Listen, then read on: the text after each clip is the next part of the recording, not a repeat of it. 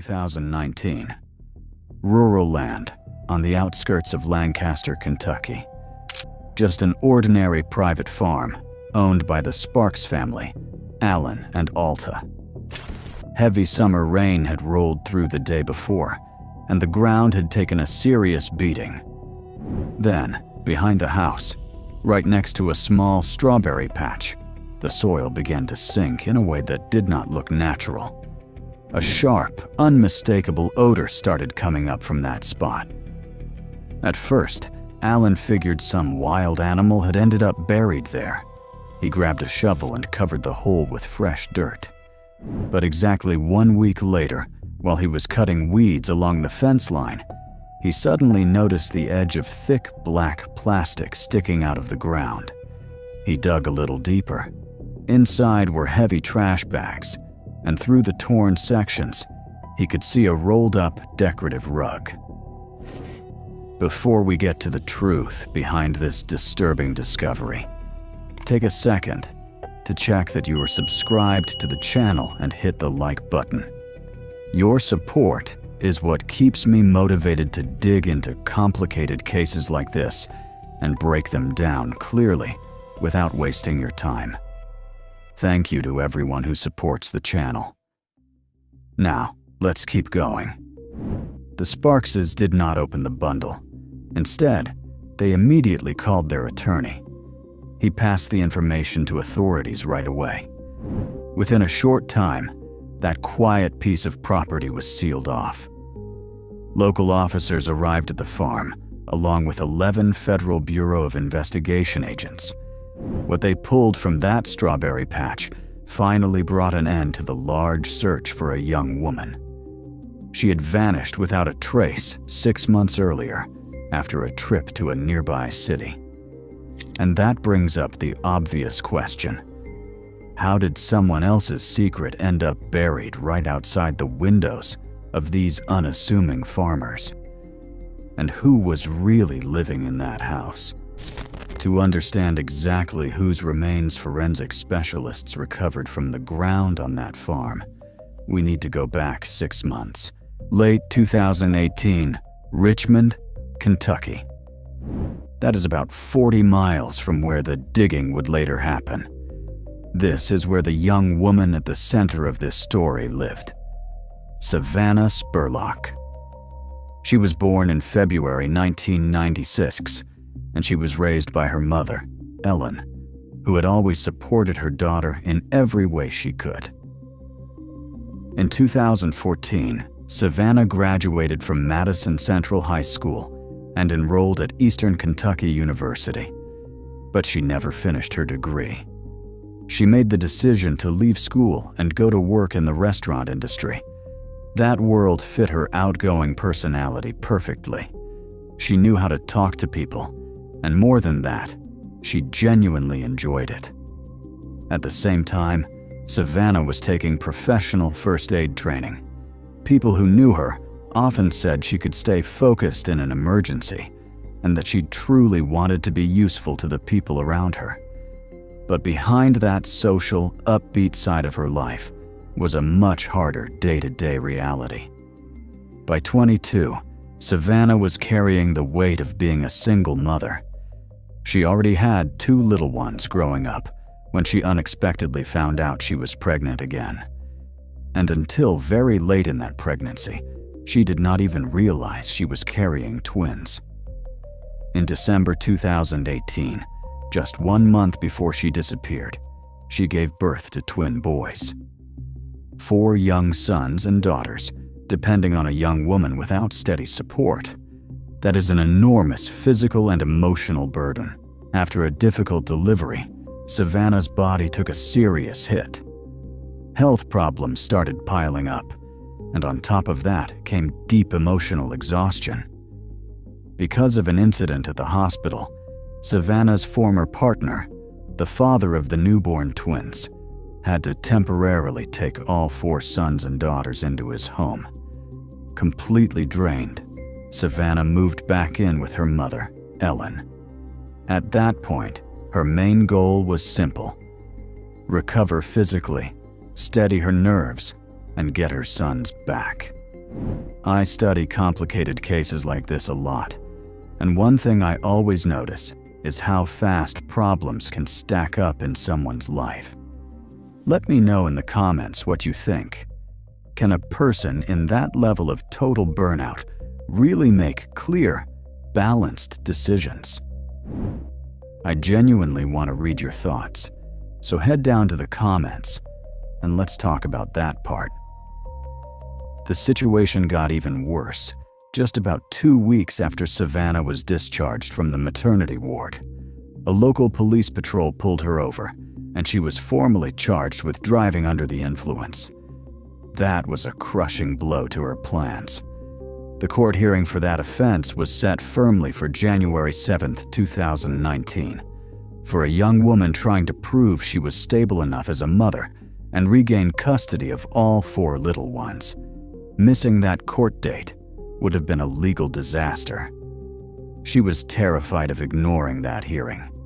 The stress from a difficult pregnancy, physical weakness, separation from the newborn boys, and the constant fear of an upcoming court appearance created a breaking point inside her. This young mother badly needed a short emotional reset. She wanted just one night away from the endless knot of problems, and she decided to keep that from her watchful mother. That sharp need to simply breathe for a few hours is what started the chain of choices that would eventually lead to a disturbing discovery in someone else's garden. Thursday evening, January 3rd, 2019. Savannah took the keys to her mother Ellen's car. She said she was going out for a little while just to buy food. But the real route was completely different. She picked up her close friend, Jocelyn Hatchett, and together they headed to the nearby city of Lexington to blow off steam at local college parties for what people commonly call Thirsty Thursday. The drive was about 25 miles. When they arrived, the friends parked Ellen's car outside the home of someone they knew. And this is where we need to lock in one very important physical detail, because later it would tear apart a lot of online theories about Savannah running away. It was typical January cold outside, but Savannah left her warm jacket and her large, roomy bag locked inside the car. The only thing she took with her was a small wallet. That fact makes the original logic of her actions pretty clear. She fully planned to return to the car that same night, and she was not planning to go far from where it was parked. After having a few drinks at someone's place, around 1:30 in the morning, the group decides to move downtown Lexington. They choose a popular, loud spot called the Other Bar. Around the same time, another group is heading that way too. 3 young men named David Sparks, Isaiah Cummings, and Brandon Lewis. They all work together on the night shift at the same facility. At first, the guys planned to stop by Turkey Tavern, but the cover charge was too high, so they turned around and walked over to the bar next door. They had come to Lexington for one reason: to unwind after a long work week, have a couple of drinks, and listen to music. Inside the bar, Savannah's original plan slowly starts falling apart. First, Don, a mutual acquaintance from their small group, leaves, saying he has court-related business in the morning. A little later, an unexpected argument breaks out between Savannah and Jocelyn. The tension between the 2 women gets so high that security has to step in. The guards give them a firm warning and tell them to calm down immediately, or they will be removed from the bar. After that argument, Jocelyn decides the night is already ruined and gets ready to take a cab home. Savannah flat out refuses to leave with her. She tells her friend with complete confidence that she is fine and can get back on her own. Jocelyn leaves. Savannah stays behind in the crowded bar by herself, and soon she starts talking with new people near the bar counter. How many times have you made a decision out of simple stubbornness, a quick burst of hurt feelings, or the need to prove you can handle things on your own. And that decision ended up completely changing your original plans. Write about it in the comments. Share your stories. I always find it interesting to read your real experiences, because this deliberate choice by Savannah, staying in the bar without the safety net of familiar people, surrounded by dozens of strangers, took away her last layer of protection. As closing time gets closer, the group at the table starts talking about where to go next. David, Isaiah, and Brandon, whose schedules are built around night shifts, are nowhere near ready to sleep. They decide to move the hangout to a private place. Brandon's place is not an option.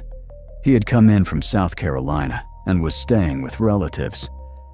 Isaiah's rented apartment is completely empty, with no furniture at all. The only available option is David Sparks' home in Lancaster. That means about a 40-mile drive down dark Kentucky roads. Savannah, now without her friend there, accepts the invitation to go with the guys.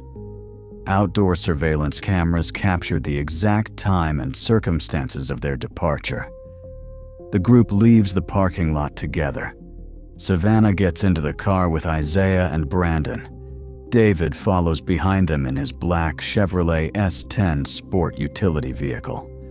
The route takes them toward Lancaster. While the cars are on the road, Savannah's mother, Ellen, is starting to spiral with worry. She realizes her daughter has been gone too long with the borrowed car, so she begins calling people Savannah knows. When she cannot get clear answers, Ellen even contacts the Richmond Police Department to report the car missing. But soon after that, she finally gets through to her daughter on FaceTime. Savannah answers the call. During that short conversation, Ellen can clearly see on the screen that her daughter is sitting in the passenger seat of a car that is not hers, surrounded by men Ellen does not recognize. Savannah quickly assures her mother that she is completely safe. She promises that in the morning, she will find a way back to her parked car and come home. Then she abruptly ends the call. Right after that connection ends, Savannah's phone is switched to airplane mode. From that moment on, the device stops connecting to cell towers and disappears from the digital map for good. Everyone, I want to pause on that technical detail for a second. A phone being switched to airplane mode right after a conversation with her mother is a serious warning sign. What do you think happened here? Did Savannah press that button herself just to save battery and get some space? Or had the phone already ended up in someone else's hands? Drop your version in the comments, because I really want to know how you read this part of the investigation. Then Saturday, January 5th arrives. Around 9 o'clock that night, one of Ellen's acquaintances happens to come across Ellen's car. It is sitting untouched in Lexington, exactly where it had been parked before the group went to the club. Ellen cancels the missing vehicle report and arranges to have the car brought home. At first, Savannah's family assumes she may have simply decided to take a couple of days to breathe and had turned off her phone on purpose. But by Monday morning, January 7th, the situation becomes truly serious. That is the day of the court hearing Savannah was required to attend. Her seat as the defendant stays empty. She never would have skipped that hearing voluntarily. Once authorities understand the real scale of the problem, they officially open a missing person case under suspicious circumstances. Richmond police request help from neighboring counties. Kentucky State Police get involved, and the final footage from the bar parking lot quickly spreads across local news stations. A major search effort begins. Investigators quickly identify all three men Savannah left with that night. David, Isaiah, and Brandon are immediately called into the police station to give statements. Officers smartly place them in separate rooms, cutting off any chance for them to coordinate stories or adjust details to match one another. Then the questioning begins. As expected, the main focus lands on the man who owned the house where the group had gone that night. David Sparks gives investigators a completely smooth, carefully polished story. The kind of story designed to steer suspicion away from him from the very beginning. He claims that when they got to Lancaster, they put on music and drank liquor. According to him, Savannah danced for a little while, and then the two of them went off to the bedroom, where they talked and kissed. Closer to 5 in the morning, he says, she became extremely intoxicated and started falling asleep while sitting up in the living room. David claims that he and Isaiah carefully carried her to the bed. After that, his co-workers left, and Sparks supposedly went to sleep in the living room in a recliner. Then comes the key part of his defense. Around 9:30 that morning, Savannah woke him up herself, asked for the exact address, went back into the bedroom, and when he woke up closer to noon, the front door was unlocked, and his guest had simply vanished without leaving a single trace. I always pay very close attention to interrogation records. Look at the mechanics of this lie. The suspect builds a perfect wall around himself, removing every bit of responsibility from his own hands. She woke up on her own, asked for directions on her own, and left on her own too. Have you ever noticed how often, in criminal cases, it is that overly perfect, overly clean first version of events that gives the offender away? Drop your thoughts below, because this is a genuinely interesting psychological detail, and it shows up in investigation after investigation. While David keeps pushing his version with confidence, detectives in the other rooms are putting serious pressure on his co-workers.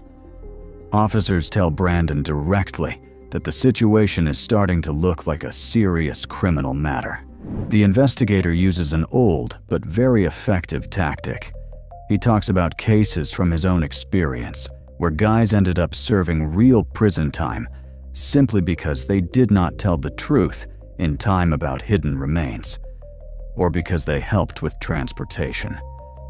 The raw fear of going to prison as an accomplice in a major crime instantly breaks whatever loyalty may have existed between co-workers from the night shift. Brandon and Isaiah's statements tear Sparks' polished version apart. First, investigators learned Savannah's real physical condition. By the time the men left, she was not just tired, she was completely unconscious. She was not standing on her own at all. 2 people had to carry her into the room. Second, detectives asked Brandon one short follow-up question about that same couch where the owner of the house supposedly slept peacefully. And here, a devastating physical detail comes out. David's furniture had a hard plastic center console built into it. Lying down across it full length was physically impossible. At that point, the investigative puzzle locks into place. Nobody slept on that couch, and someone who was deeply out of it could not have suddenly woken up a couple of hours later, calmly asked for an address, and disappeared into thin air. The alibi is completely destroyed. His whole tidy story starts falling apart right in front of them. Detectives understand the terrifying reality. Early that morning, after his co-workers left, David was alone inside that locked house with a completely helpless young woman. Now, police have solid grounds to take decisive action.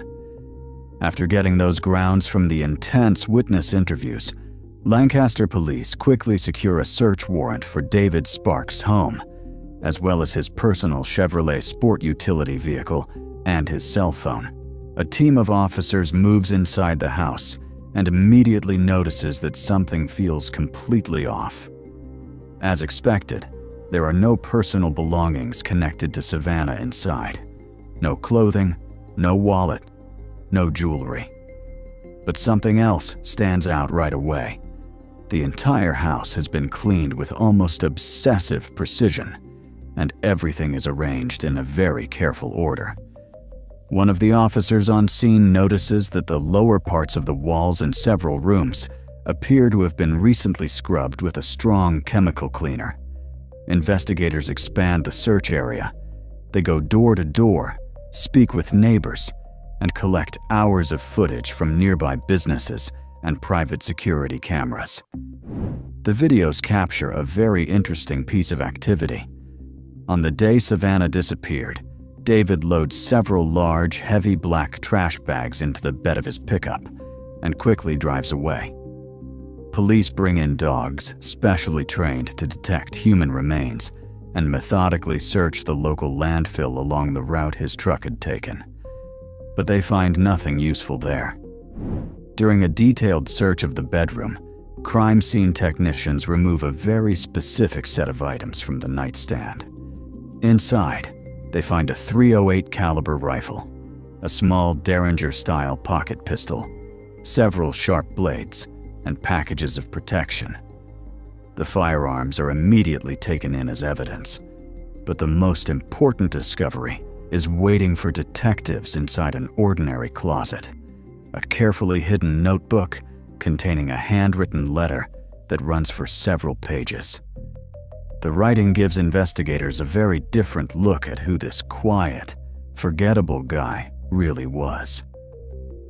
In the letter, David writes in detail about his inability to feel normal human emotions and about his need to constantly wear fake social masks around other people. He openly calls himself a psychopath and a real monster. The person behind those pages coldly admits that it would cost him nothing to end someone's life or hurt another person up close, and still smile afterward. You know, what always gets me in cases like this is that wild contrast. Later, one of David's longtime friends would spend a lot of time trying to convince police that he was a great guy, the kind of person who always helped when someone needed him. And his hired attorney would later try to explain those disturbing journal pages as depression and stress. What do you think? Is it possible to recognize someone with those kinds of tendencies ahead of time when they have spent years perfectly imitating a normal life? Write your thoughts in the comments, because I really want to know what you think about hidden threats like this in everyday society. Experts also find suspicious streaks of an unknown liquid on the bedroom doorframe and wall, marks that look like something had been wiped down. The samples are rushed to the Kentucky State Crime Lab for testing, but the DNA results disappoint investigators. The biological material belongs to a previous tenant. David had moved into that house only 1 month before the events we are talking about. There are no remains anywhere. There is also no direct physical evidence tying him to Savannah's disappearance. Legally, police have no grounds left to hold him. Because the evidence is not strong enough yet, they are forced to let David go. He calmly gathers his belongings, leaves that suspiciously clean house, and moves back in with his parents on their rural property. We come back to the summer of 2019. To the exact moment when 11 Federal Bureau of Investigation agents sealed off the Sparks family farm.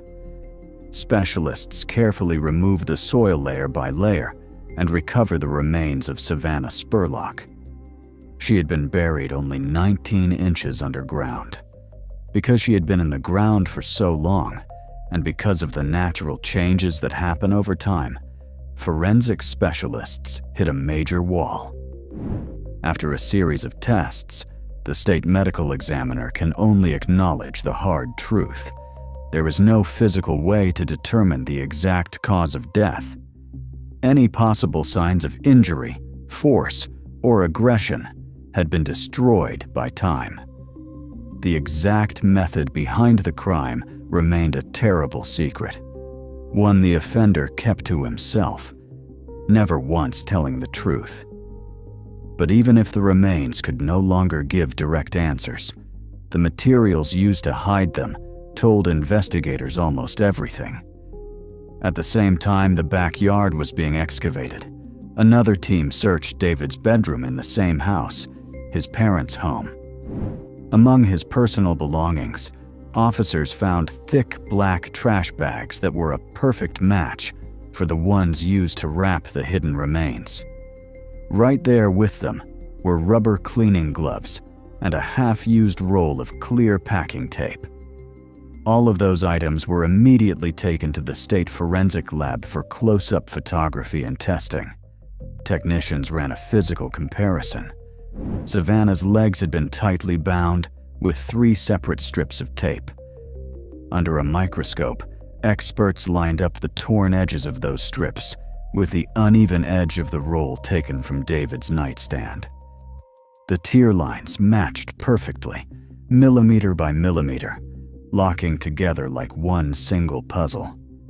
That became the hard proof investigators needed, the kind of evidence that tied him directly to the crime.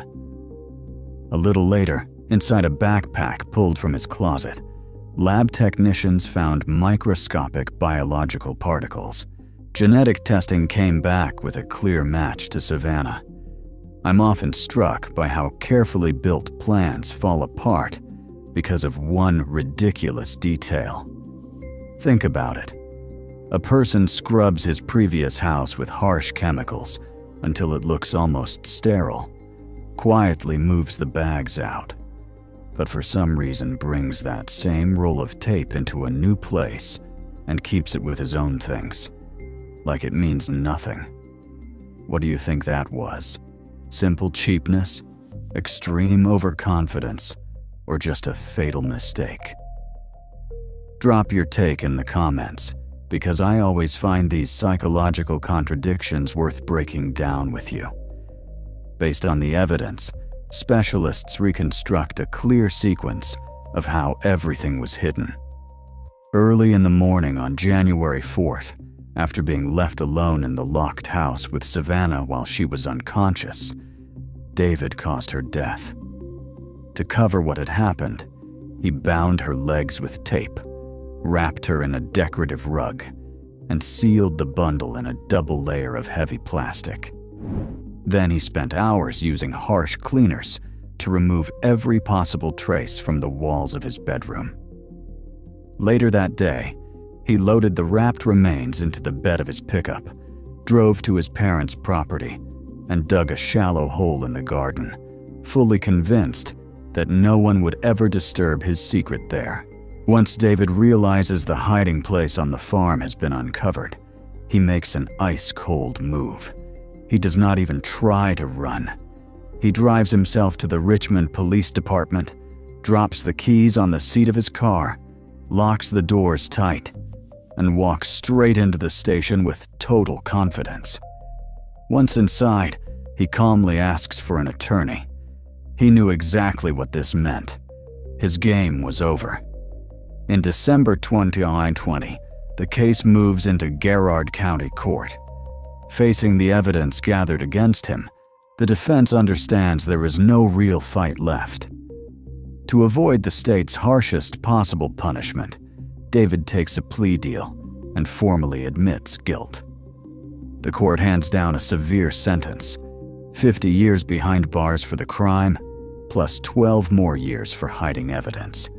He will not be eligible for parole until 2039. But the one thing everyone still wanted to know, the real motive, he never revealed. For Savannah's family, the loss became a reason to help others.